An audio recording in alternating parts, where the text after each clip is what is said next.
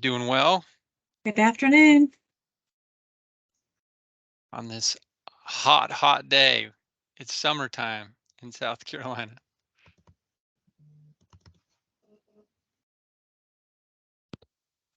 All right. Well, we will jump in. Just give me a second to share the PowerPoint.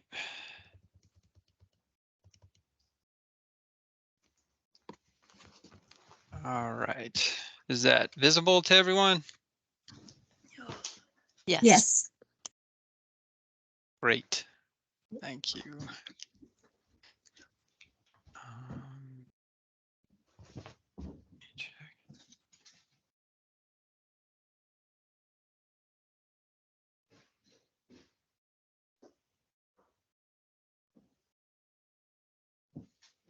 All right. All right. Well, let's turn on the recording and get started. All right. Looks like it's been. We are recording. Thank you, Houston. All right. So let's get started today on our information session. We'll start with the big news, right? The IEP system, RFP, has concluded and an award was issued, and it went to Public Consulting Group, or PCG. They call their uh, product now, it's easy. It used to be called Easy IEP. It's still called that, but it's a component of EdPlan. And so for our project here in South Carolina, we're going to call it EdPlan SC. So that's going to be when we refer to that the new product, as opposed to Enrich, our SC Enrich, which is what we used to call it. I'll talk a little bit more about that as we go along. The other thing is just a reminder on our summer university, which is being conducted by SE teams, July 10th through 13th. Hopefully many of you have signed up for the sessions that have been made available for the summer university. We will be having a in-person fall admin meeting. We're looking at the dates of October 12th through 13th right now, which is a Thursday and Friday. Based upon the survey that we did in one of our previous information sessions, this appeared to be the consensus among special ed directors to have it on those days and to have it in October versus September. The other thing that we'll talk more about today is the SEA determination. So as I said a few sessions back, the state gets a determination from OSIP, just like LEAs get determinations from us on how well we're implementing the IDEA. We did receive, we were placed in the category of needs assistance, which is the category we've been in for several years.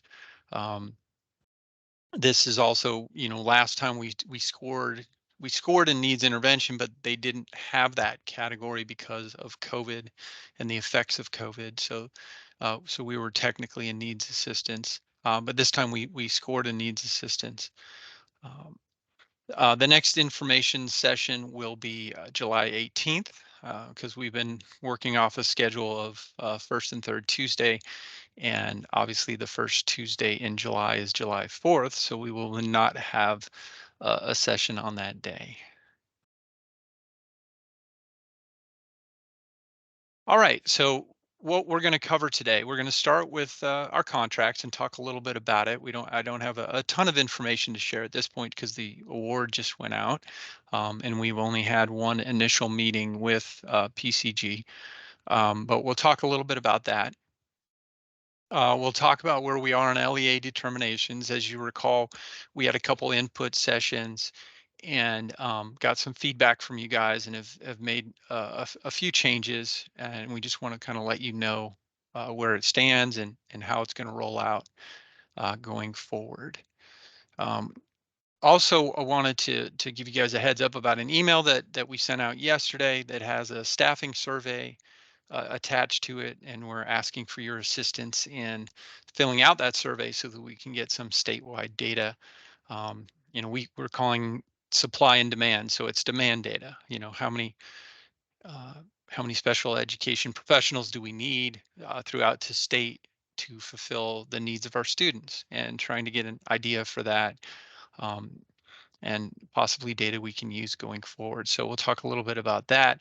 And then I'll share with you the determination matrix that OSEP uses for the status for all the states, but particularly show you the matrix that they provided to us, that shows where we're performing well and where we're not performing as well with respect to implementation of the IDA in South Carolina.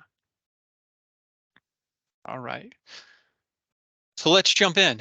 So as you guys probably have heard, and as we sent out in an email, we do have contracts for both systems for the 2023-2024 school year. So we do have SC Enrich under contract, and we also have EdPlan SC under contract. Um, I'll be getting to on the survey. I'll put the survey link in here, and it's also in the PowerPoint that's being sent out to for the survey. So the email address I think went out from, I can't remember if that was Houston or Sarah. Who was that sent out the Sarah. Sarah? Okay, so that link should have come from Sarah McKay.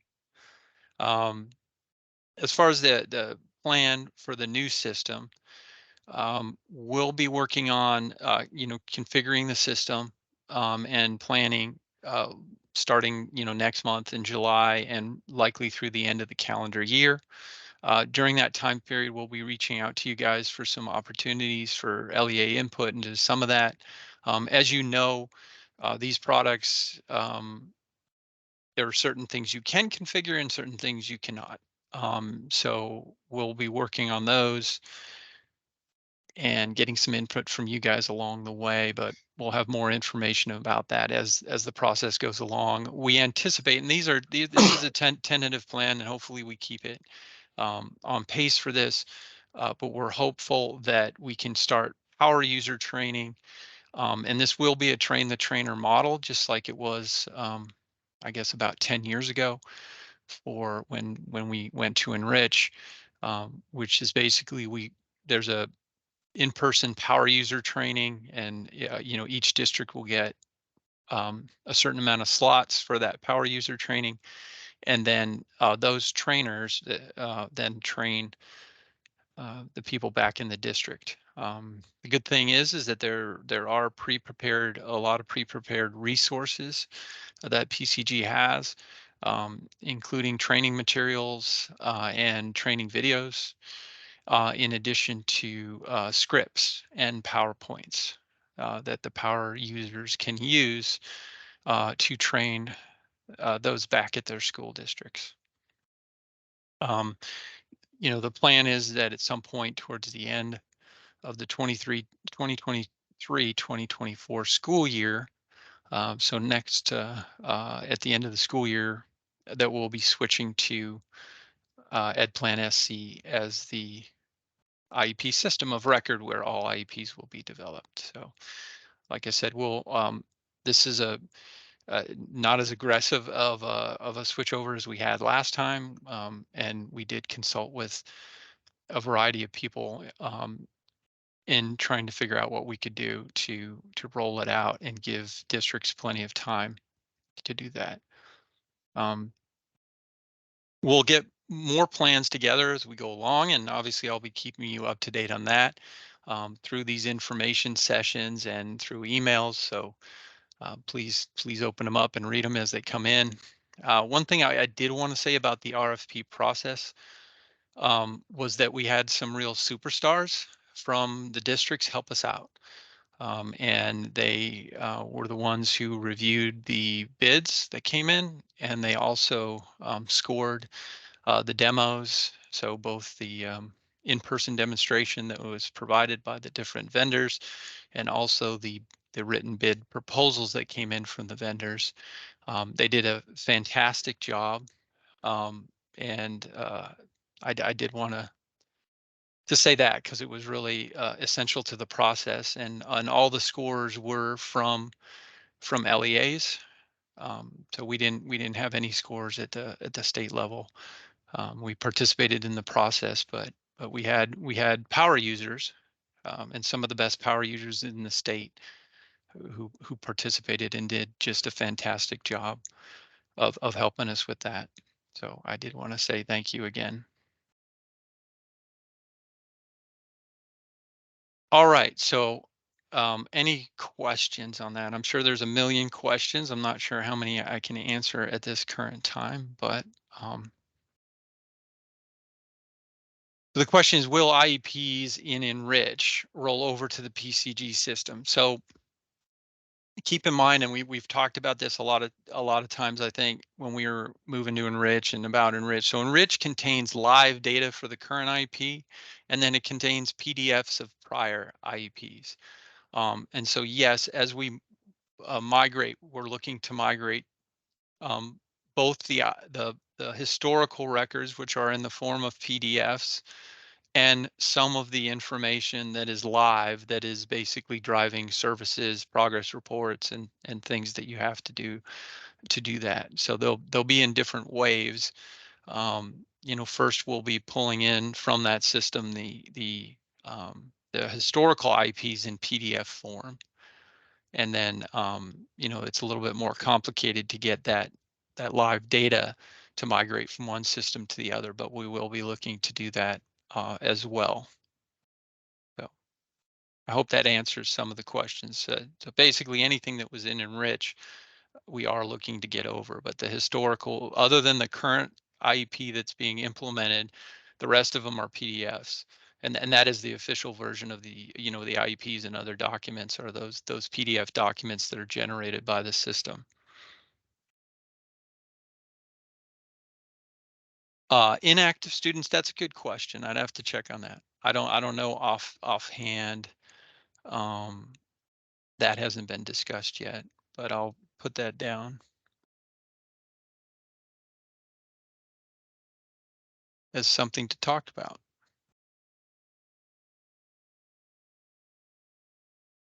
Yes, they do tend to come back. That's a good point. But that's a topic that we haven't gotten into the nitty-gritty on the pullover. But it would make sense to look to inactive students as well. And then there was a question as far as the files that are attached. Will they also roll over? I'm not sure which files.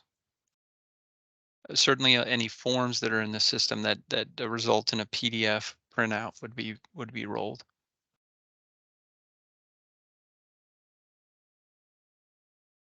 Yeah. Oh, okay, so those things that you uploaded into the system, uploaded files. Got it. That accompany, say, the IEP or other documents.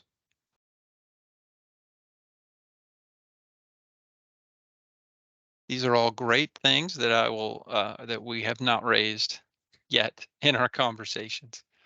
Like I said, we've only had one meeting so far, so and haven't talked about the technical data migration yet.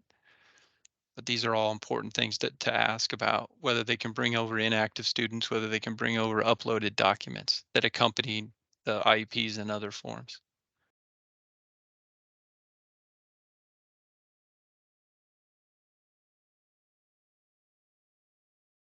Got it.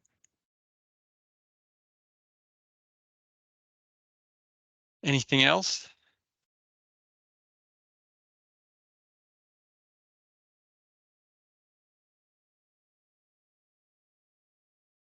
And now definitely we'll be looking to you guys to get some input on the data migration as that plan gets up too. But we haven't gotten to the technical specs yet.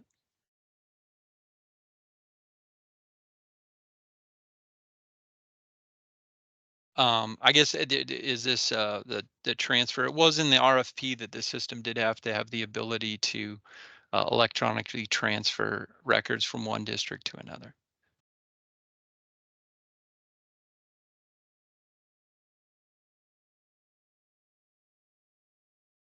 The system, a few things that of note, is that this is a cloud-based system. So in other words, it's not going to be housed by the districts, um, like Enrich was in the past. Um, and then so it's cloud hosted. And then the other question just came in. That's a great question. It does not include 504 plans. So in other words, there is not a statewide system of 504 plans. There is a component in ed plans that districts can purchase. There's also, obviously that's offered by other vendors as well that districts can purchase for their 504 plans.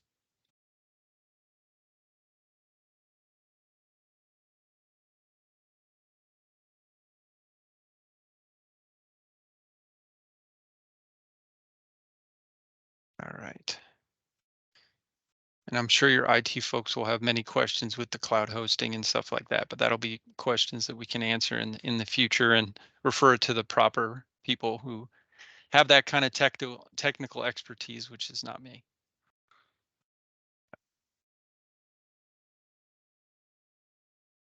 All right.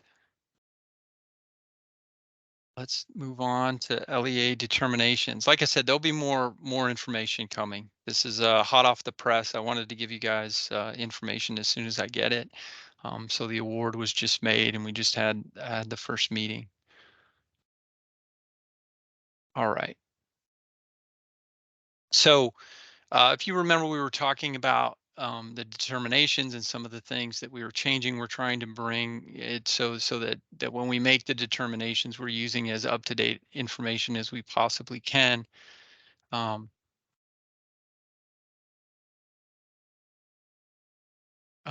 so um, we're going to try to use, instead of using lag year data as much as possible, we're going to use the current SPP reporting year, which the one that we just submitted, and which it was served as the basis for our our SEA determination was the 21-22.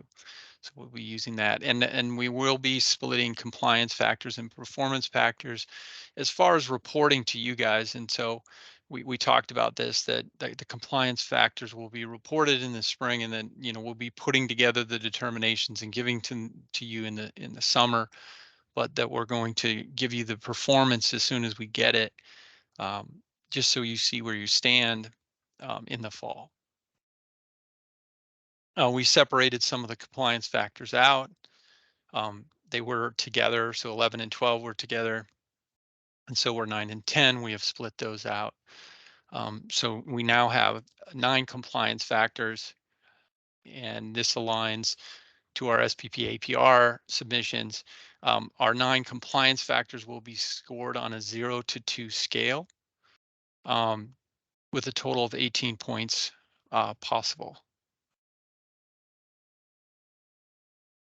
Um, so for our performance factors, we're going to be using multiple year data once again to assist in kind of adjusting for that COVID data distortion, particularly with respect to students' performance on statewide assessments, as well as our discipline data, which had a few distortions as a result of COVID. It'll also give us kind of a more stable mark as far as, and then if you recall performance factors, you always have to know what is the state performance, because you get, of course, a 2 if you exceed the state performance um, out of the 3 points possible. So the performance factors are 0, 1, 2, 3. You get a 2 if you exceed the state performance, and then you get a 3 if you exceed the state target. And we'll be kind of giving you those state targets and state performance as we release that information. We're still in the process of calculating it based upon current data. Um, the performance factors we'll be looking at will be based on this most recent school year, 2022-2023. And like I said, we'll report to you the performance factors in the fall. The changes that we made, and this, when we got the input, everybody seemed to be in favor of this. So we'll show to you guys grades 4 and 8 separately. So we are looking at both grades 4 and 8, um, separating that out and giving 1.5 points each. And then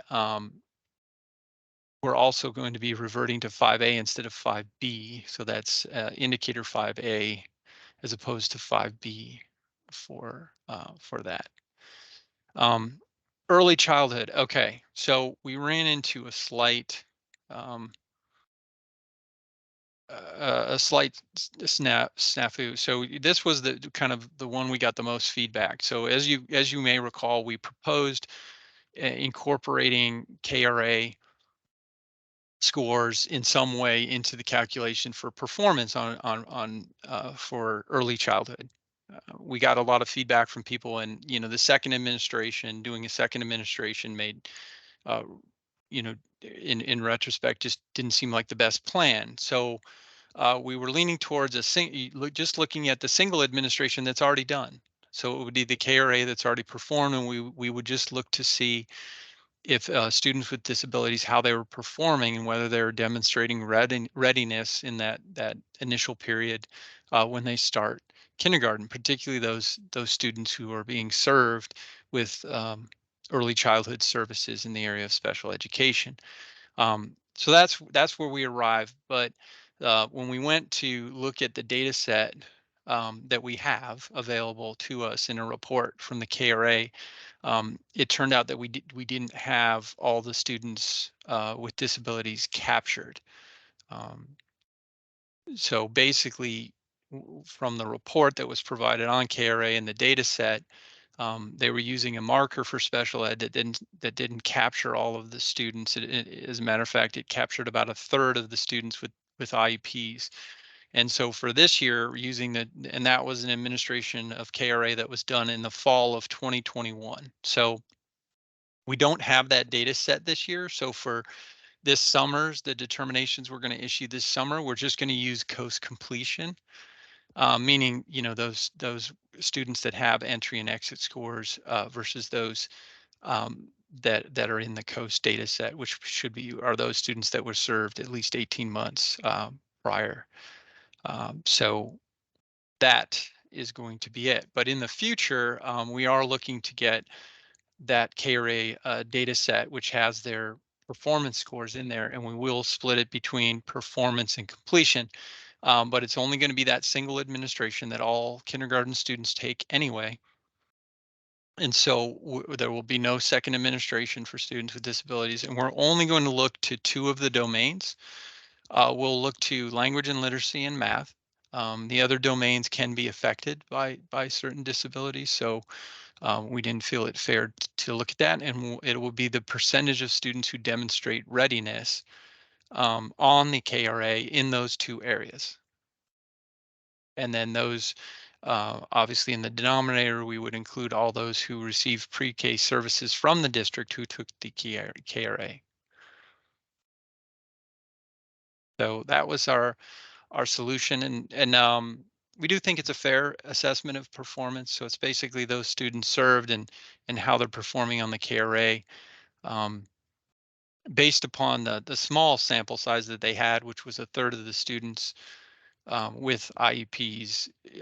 Students with disabilities were demonstrating readiness on all four domains at the rate of about 16%. So, um, we don't know if that's going to be the starting point once we isolate the two domains and once we get the full data set of students with IEPs. But that just gives you kind of some gauge of where it might land as far as state performance goes for KRA. So where do we end up with then with our performance factors? We still have many of the same ones. Um, the targets we'll start looking at. So these are our performance factors. We have 7. So unlike the compliance factors, which are just 0, 1, and 2, These are scored on 3, and it's the same system that we've basically been using. A 0 would be that you're below the state performance and that the district has not made progress between the last year's data and this year. So there's been no progress made, and it's below the state performance rate. A 1 would be that progress was made, but it's not, it's still below the state performance. 2 would be exceeding state performance, and a 3 would be exceeding the state target. Um, so that gives us 21 points possible based upon the performance factors.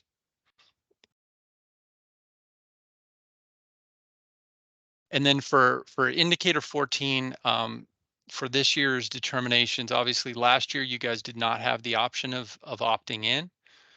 So it was all collected at the state level. So there was no way to really improve the return rate at the LEA level because you weren't given that opportunity. So everybody will just get the point, which is the only point that's factored in to it. But going forward, we do have a potential to get 2 points for those districts who opt in and are able to get their return rate above 50%. So that's going forward. So once again, just a summary going forward. We have 9 compliance factors on a 0 to 2-point scale for 18 points possible. We have 7 performance factors on a 3-point scale, which will get us to 21 points. So that's 39 total.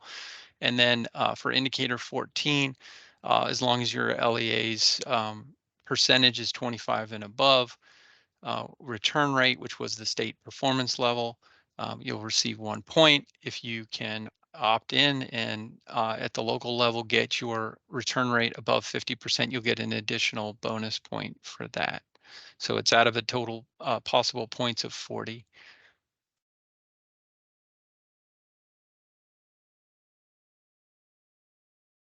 And just to emphasize, we will be making determinations in the summer as far as sending those out to you. And, there'll be letters that will accompany a data report that shows you how you performed as a district.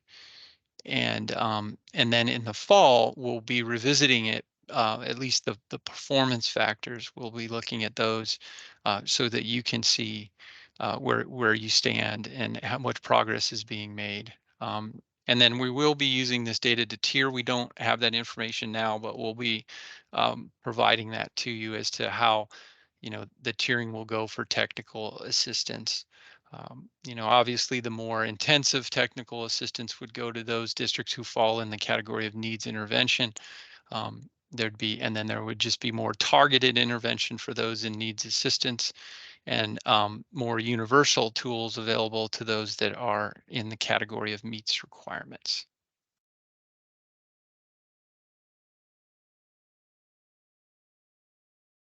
So there's some good questions. It says, do the students who have to receive a certain amount of time in preschool for their KRA to be used? We are looking at that. We're trying to figure out from the data set how to match them up so that we can make sure that that the students that are counted did receive some services from the districts prior to taking the KRA. We reluctant to commit to a certain amount of time at this point because we have to look at those data sets to see what information we have on that. Um, but it would be at least enough that you would be able to say that they did receive some services and that should have aided them in becoming demonstrating readiness by the time they got to kindergarten.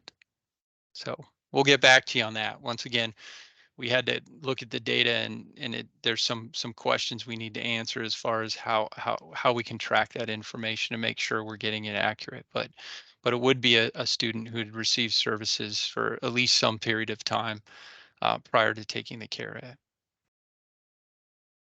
Yeah, 180 days was the original one we're looking at, but we're having to go back to see um, where that would leave us as far as numbers and n sizes, since that's the one that's linked with the coast. So yes, we're definitely taking that into consideration, the time period. So 180 days is our starting point, but like I said, we have to make sure also that we have a sufficient number of those students to assess as well. All right.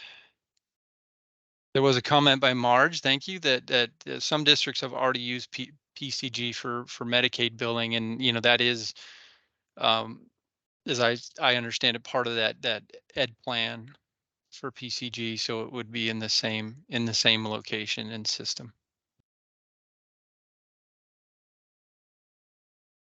Right.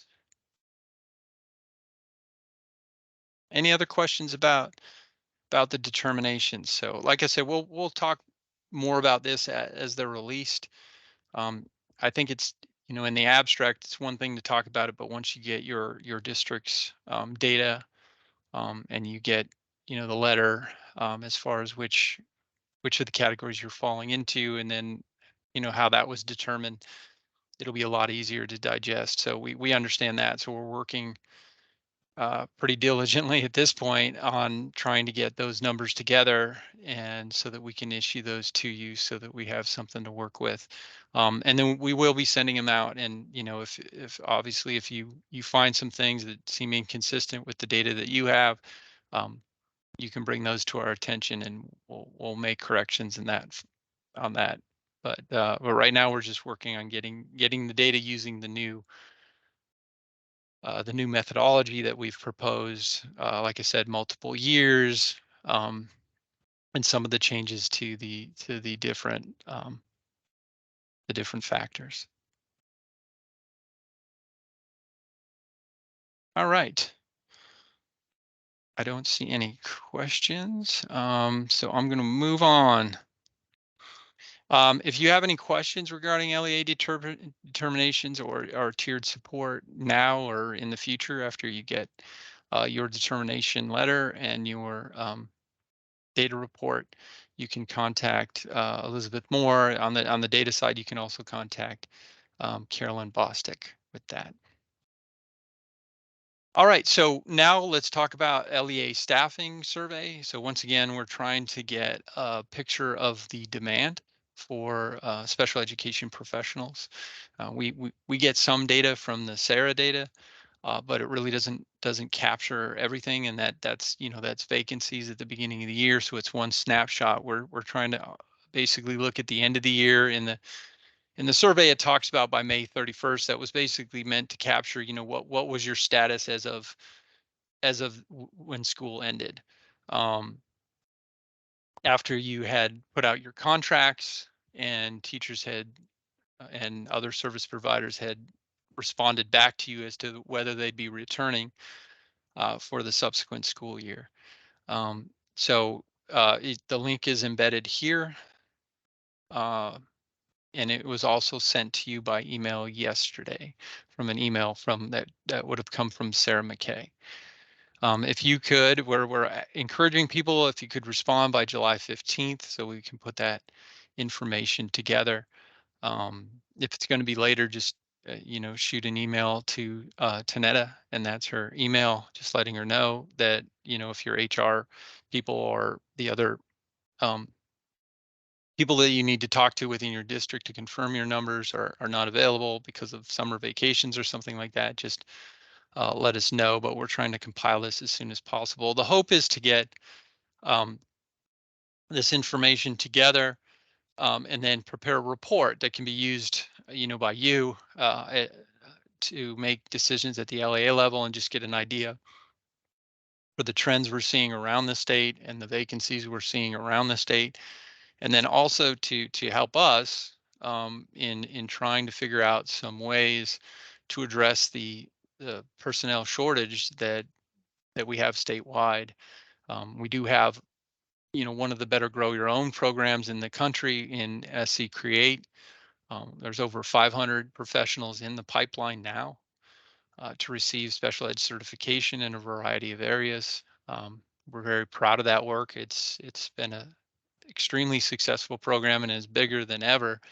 But there's most likely going to have to be additional measures taken in order to meet the staffing shortage that you all are facing, and we're well aware of that and trying to be a partner with you on that. So this is just a component of gathering the information necessary, and we're also um, looking at the supply side information, contacting all the different institutions of higher education that train and provide degrees to people who are becoming special ed professionals. So we're looking both at the supply side and the demand side to see what type of steps can be taken um, to bridge the gap. All right, any questions about the survey? If you have any technical questions as you're filling it out, or if something doesn't work, we've had a few of those. Just like I said, utilize that email, Tanetta's email, and let her know, and then we'll try to resolve it as quickly as we can.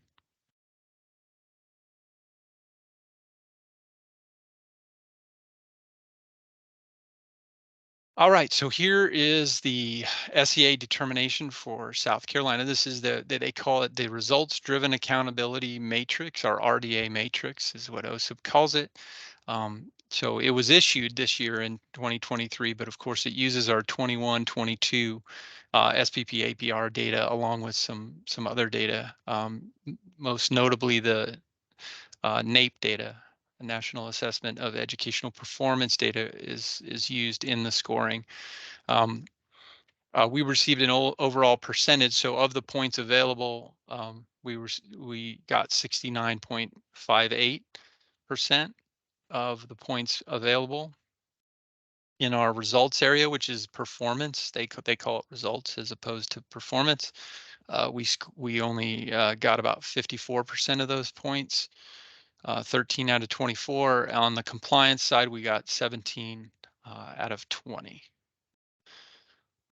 So, and I'm gonna switch the view here quickly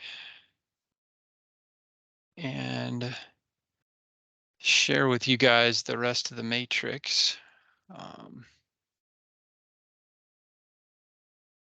You see here, testing my skills here. All right.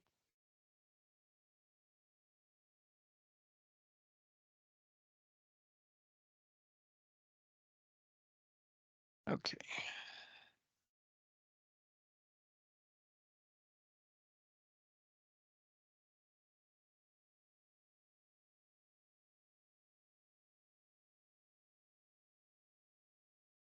So this is our full matrix that we get. So you can see the different points that are allotted. The first thing that they look at is the reading assessment.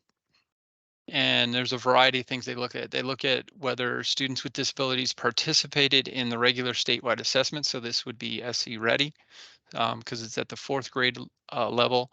And we did have 93% that participated. And the scale that's used on the SEA determinations is for this particular item is 0, 1, and 2. And we received a 2 because we exceeded 90% participation in the area of for 4th grade students on reading assessments. So that's good. The state is including its students with disabilities in the regular statewide assessments. We also did well on the 8th grade and got a 2. We just made it, getting over the 90% mark. As far as our this is a performance rating for 4th grade, and this is on NAEP. And we had a score of 22% of our students with disabilities scored at basic or above, and that gave us a score of 1. So that was out of 2. So that's not the highest, but not the lowest. So they broke it up by thirds. The country, so the highest third of the states received a 2. The next tier, the middle tier, received a 1, and then those that scored in the last tier got a 0. And then the next one is The next one is the participation rate for the NAEP for fourth grade students. Just like on our statewide assessments, we were able to get above 90%. On this one, the scale was only a 0 and a 1. So we did receive the point on that one for our participation. The next one is the percentage of eighth grade students with disabilities who score basic or above on NAEP in the area of reading. Unfortunately, we scored at 18% overall as a state, and that put us in the bottom tier. So we got 0 points on that. And then our participation rate, though, was very good, and we received the point for that. So math is very similar. Our participation rates were once again good, getting us the full 2 points for our statewide assessments. Unfortunately, our performance on NAEP in the area of math was at the bottom third. So we received 0 points of that, only having 35% of our students score basic or above. Participation rate was good as well, both at the fourth grade and eighth grade level. But we did only score 14% of students basic or above on the NAEP who had IEPs in South Carolina. So we once again did not receive any of those points for that. The other areas were our dropout rate and our high school diploma rate. And for students with disabilities, and as we've discussed before, our rate is not good in South Carolina, so we received 0 points for those elements. The compliance ones, we did pick up 1 point on 4B. On an indicator 9, we didn't receive points because of the number of districts with disproportionality in that area, and the way that data was collected. So we're working on that. But we did pick up all the other points for for 10, 11, 12, 13, timely and accurate data, the different dispute resolution processes. We received full points on that. So, so other than indicator 9, we obviously had all our data in place. And so that's why we got 17 out of 20 on that.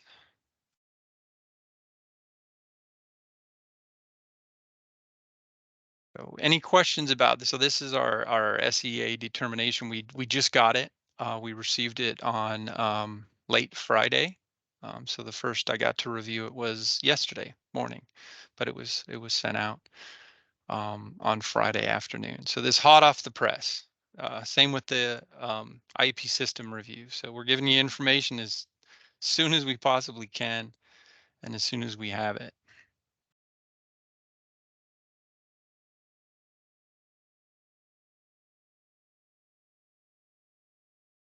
Let me share the PowerPoint again.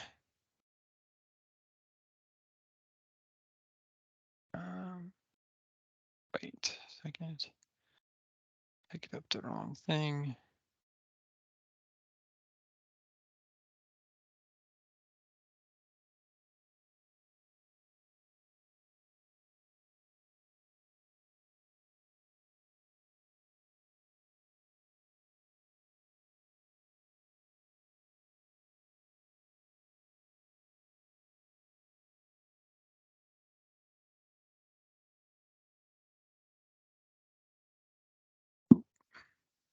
All right. So that's pretty much the end of what we have to share. Next information session, like I said at the beginning, will be on July 18th, 2023 at 3 p.m. You'll get the link. Although I think, Sarah, we're using the same link. Is that correct? Yes, that's correct. I sent one out that'll just keep repeating for the first Tuesday of every month and another one for every third Tuesday of the month.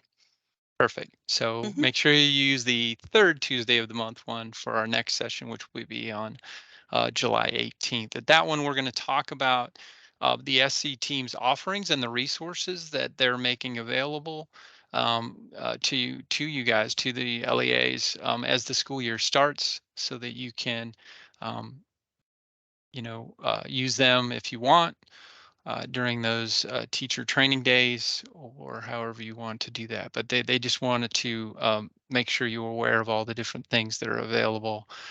So we thought that would be really timely as you head back into the next school year. So that's our plan. And if we have some more updates on the IEP system at that point, we will let you know. Right. Any questions?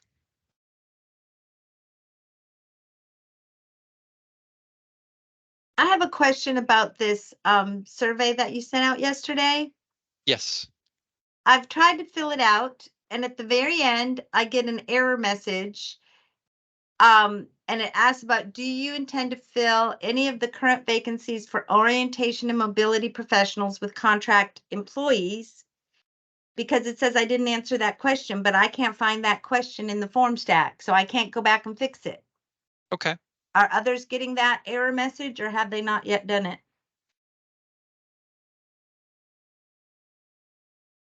Well, I can connect with you and look at it and help you resolve it, and that way I'll be able to resolve it for anybody else who might experience it. Thank So, you. if you can stay on and we'll connect and figure out how to make that happen. No problem. Thank you. Cool. Anything else? Any other questions?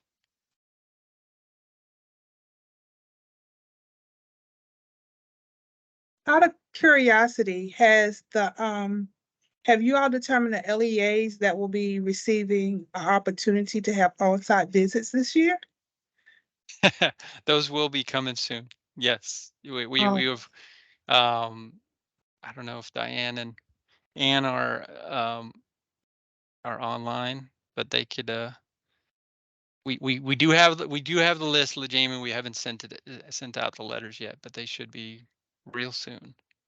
Well, I thank you for sharing that. Look forward to seeing it. Or not. Or not. All right. Thank you, Peter. You're doing an You're awesome welcome. job. Thank you. Thank you, LaJamie. Good to hear from you.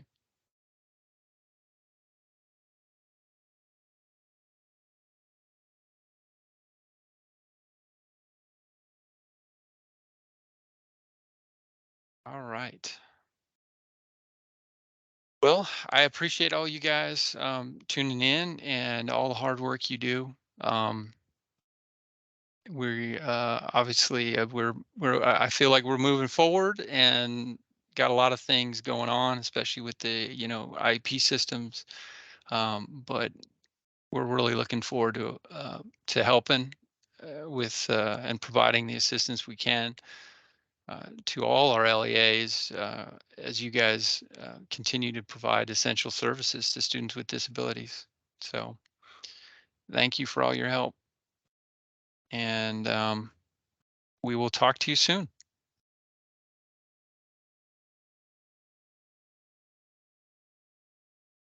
All right, you can stop the recording.